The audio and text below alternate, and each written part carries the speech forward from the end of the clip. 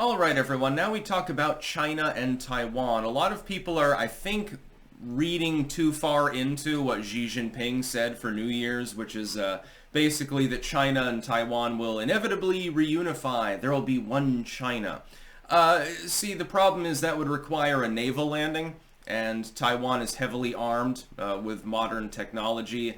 And they should really form a modern militia by arming the entire population. Then China would fuck off under the wheels of a bus if they ever tried to invade, but they haven't done that yet, unfortunately. We're even considering sending nukes to Taiwan.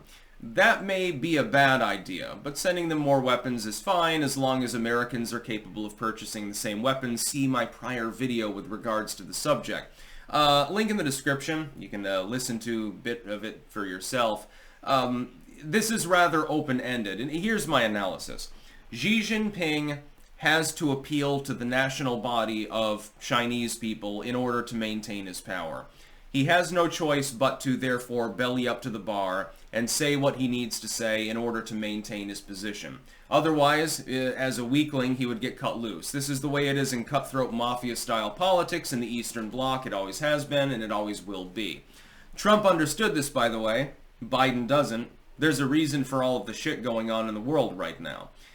Xi Jinping understands that he needs to appeal to the nationalistic sentiments of the Chinese population. Otherwise, the party will kick him out. They'll just say, okay, you've had a good run. You even became dictator light for a while. But, you need to step aside now. We need some fresh blood in there. And somebody who doesn't look like Winnie the Pooh. He's aware of this. And so he rattles swords at major events. You know, here's the anniversary of General Mao's birth, and here's New Year's Day, of course. And so you give a speech. And naturally, that's going to be part of the speech. We will inevitably reunify.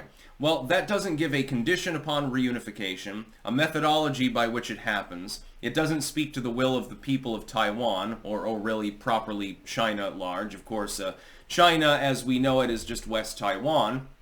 Of course, the legitimate government fled to the island to escape the communists and hold up there, managed to defend themselves diplomatically and militarily, and they remain a sovereign nation today. In my opinion, the United States should go back to what it did before the 70s and recognize Taiwan as a sovereign nation and as the Lord Regent of all of China. That would make a big diplomatic problem for Beijing. But will they do this? No. Why? Because of money. Your politicians, unfortunately, are bought and sold by China. China has a much larger economy, you see, than Taiwan, although those semiconductors and some of the minerals that are abundant in Taiwan really sweeten the deal now, don't they? What we should be doing is shutting China out of the world stage, like we did originally, keeping them a backwater. I don't say this for imperialistic reasons. I say this because I abhor communism. And they are communists, self-professedly. They want to spread communism. They profess this on a regular basis. Look at Xinhua News if you don't believe me. China is effectively a fascist state, in the literal sense. The fusion of corporation and government, the heavy-handed censorship, the extreme top-down hierarchical authoritarianism is closer to fascism than any other regime possibly in the world. You've got a few puristic communistic regimes, notably the DPRK, but as far as fascism goes, China is actually closest. It's funny when people call the U.S. government fascistic and they hate the concept, but then they love China. They've got the Xi Jinping badge on their shitty hipster backpack or something like that. It's like, hey dude, you might want to consult a history book at some point.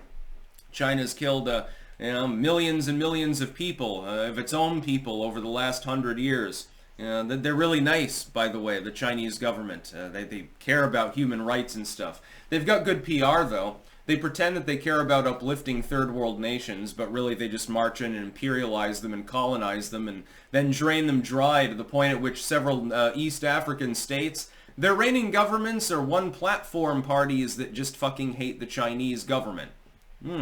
Yeah, they're really good business partners. Just ask the Nicaraguan farmers about it. Now, Winnie the Pooh's reunification speech, in the end, is nothing more than posturing. I do not believe that an invasion of Taiwan is imminent. It's possible, though, and here's why we have to worry.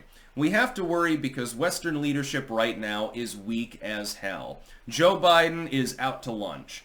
The European nations are ripping themselves apart. They're constantly infighting.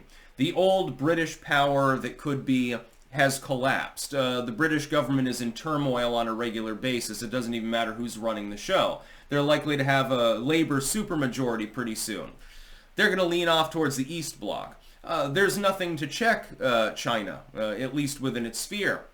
And unfortunately, that sphere includes Taiwan and South Korea and Japan and the Philippines and Vietnam, nations reasonably friendly to the Western sphere, setting possibly up for a world war sort of situation. Unfortunately, people don't learn from history very much. Nobody thought that World War I was going to erupt. Oh, some Archduke just got shot? Yeah, who gives a fuck? But then it led to tens of millions of people dying. World War II. Ah, shit, this nationalistic dude has taken the Sudetenland. I'm sure that nothing further will possibly happen. He's reunified, more or less, Germany, and he seems content, and he gets to make speeches and leaflet the countryside, and, Hitler. I'm sure that he won't invade Poland. I'm sure that he won't. I'm sure that he and Stalin won't take turns raping the Polish. Nobody really saw it coming. There were attempts at diplomacy. They all failed, by the way. But it was sort of, nobody realized it was going to happen. Korea and Vietnam and all these other conflicts. Oftentimes, people don't expect something to pop off. I expect the possibility, although not the probability, that's the thankful part, of something popping off between China and Taiwan. The real question is U.S. leadership equipped to deal with the situation? Is there any possibility of restoring Taiwanese sovereignty? The answer may be no. That's the whole problem. If we get sane leadership back in the coming election, I guarantee there won't be an invasion of Taiwan for at least 4 years. Hopefully, in that time, we can prevail upon Taiwan to adopt a policy similar to what the U.S. and Switzerland have, which is arm the public. Yeah, you're going to have a few extra shootings. Yeah, the crime rate will increase somewhat. You will not be invaded, though, because several tens of millions of guns would be pointed at your adversary, and they don't want the attrition involved, especially since China effectively has a second-tier naval capability. It would be awfully difficult. They would lose tens of millions of lives in the process if they tried. And because the Taiwanese would dig in and have armories and guns and shit like that, it's not clear that China could even win. Again, attempting a naval invasion of Taiwan under such a circumstance would be dire for them. They'd get humiliated, I think. China lost against Vietnam a couple times. They share a land border with Vietnam. They marched in with about 10 times the manpower, as well as backed by armor and artillery and air power and everything, and they still lost on 2 different occasions. One was actually, ironically, over the U.S. support of Pol Pot. Yes, the most dangerous communistic dictator of all time, who killed a third of his own population, was recognized as a legitimate leader at one point by the United States, and the Vietnamese decided to intervene. The Chinese weren't too pleased about this at the time. Very, very strange, the 60s, 70s, and 80s, by the way. Most people don't know that bit of history. So, yeah, as far as his reunification speech, he can shove it up his fucking Chinese asshole, because nobody cares. There's no imminent invasion of Taiwan, although I'm sure that there are plenty of plans, contingencies, should Western leadership continue to fail. That's about all. Peace out.